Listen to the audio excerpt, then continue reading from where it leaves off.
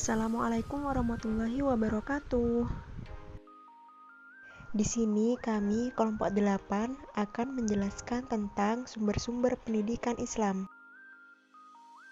Sumber pendidikan Islam yang pertama yaitu Al-Quran Al-Karim. Ditinjau dari segi istilah, Al-Quran berarti kalam Allah Subhanahu wa Ta'ala yang diturunkan kepada Nabi Muhammad SAW sebagai mukjizat dan disampaikan dengan jalan mutawatir dari Allah Subhanahu wa Ta'ala atas perantara malaikat Jibril. Membaca Al-Quran juga dinilai sebagai ibadah kepada Allah Subhanahu wa Ta'ala. Menurut Syekh Muhammad Khudari Bek, Al-Quran merupakan firman Allah Subhanahu wa Ta'ala dalam bentuk berbahasa Arab yang diturunkan kepada Nabi Muhammad SAW untuk dipahami isinya dan disampaikan kepada umatnya dengan cara mutawatir, ditulis dalam mushaf dan dimulai dari surat Al-Fatihah dan diakhiri dengan surah An-Nas. Al-Hadis An-Nabawiyah. Menurut Haji Ahmad Jalil Afif, hadis Nabawi adalah hadis yang disandarkan kepada selain Allah Azza wa Jalla. Dengan kata lain, hadis Nabawi adalah semua hadis yang disandarkan kepada Nabi Muhammad SAW, baik berupa perkataan atau qauli, perbuatan atau fi'li, maupun ketetapan atau takrir.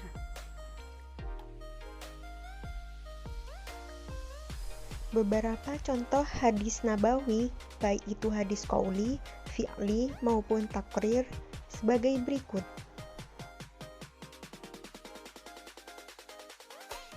Hadis qauliyah atau perkataan. Bismillahirrahmanirrahim. An Abi Hurairah radhiyallahu an. Qala Rasulullah sallallahu alaihi wasallam, "Thalathu da'awati mustajabatun la syakka fihin. Da'wah al-mazlum wa da'wah al-musafir wa da'wah al-waladi ala walidi." Rawahu Tirmidzi.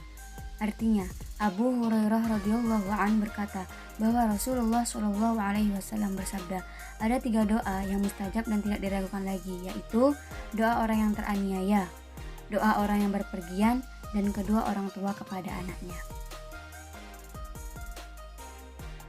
Hadis fi'liyah atau perbuatan. Bismillahirrahmanirrahim.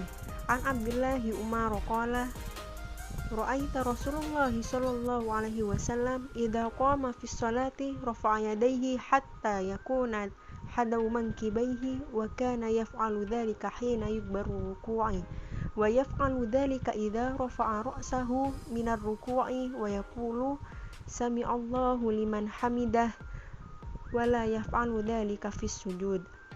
Rawahul Bukhari, yang artinya dari Abdullah bin Umar radhiyallahu an, ia berkata, aku melihat Rasulullah Shallallahu alaihi wasallam apabila beliau berdiri melaksanakan sholat, beliau mengangkat kedua tangannya setentang kedua bahunya, dan hal tersebut dilakukan beliau ketika bertakbir hendak ruku, dan beliau juga melakukan hal itu ketika bangkit dari ruku, seraya membaca Sami Allahu liman hamidah.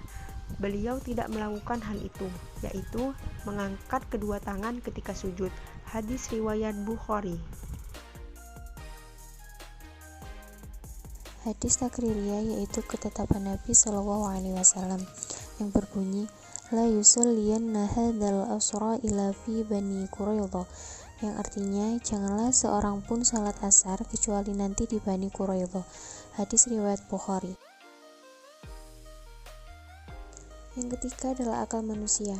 Akal merupakan serangkaian alat yang dapat membedakan antara manusia dengan makhluk-makhluk lainnya. Akal sebagai karunia Allah Subhanahu wa Ta'ala terbesar bagi kemanusiaan adalah untuk dijadikannya sebagai alat untuk mempertebal keimanan. Akal dalam perspektif filsafat pendidikan ibarat dua sisi mata uang yang tidak dapat dipisahkan antara satu dengan yang lainnya.